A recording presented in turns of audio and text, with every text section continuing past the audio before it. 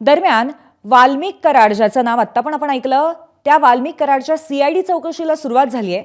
बीड शहर पोलीस ठाण्यामध्ये वाल्मिक कराडची सध्या चौकशी सुरू आहे। सीआयडी कोठडी मिळाल्यानंतर वाल्मिक कराडच्या चौकशीचा आज पहिलाच दिवस आहे।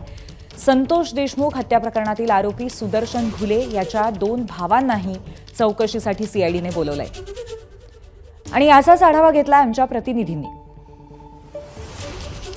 खंडणी प्रकरणातील आरोपी वाल्मिक कराड याची आता सीआयडी चौकशी करते आहे। हेच बीड शहर पोलीस ठाणा आहे, जिथे वाल्मिक कराडला 14 दिवसाची कोठडी मिळाल्यानंतर या कोठडीमध्ये ठेवण्यात आलेलं आहे आणि सीआयडीचं एक पथक याच पोलीस स्टेशनमध्ये एका बंद दाराआड त्याची चौकशी या ठिकाणी करतात।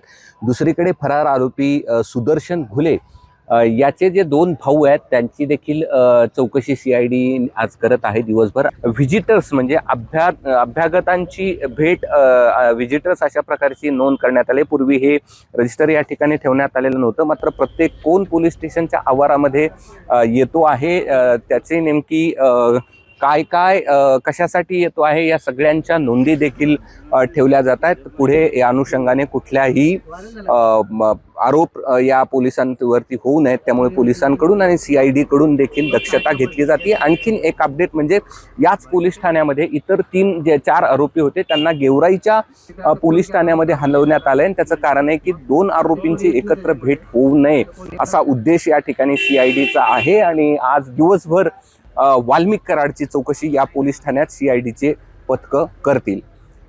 कॅमेरामन धनंजय दारुंटेसह मी कृष्णा केंडे, एबीपी माझा, बीड। एबीपी माझा, उघडा डोळे बघा नीट।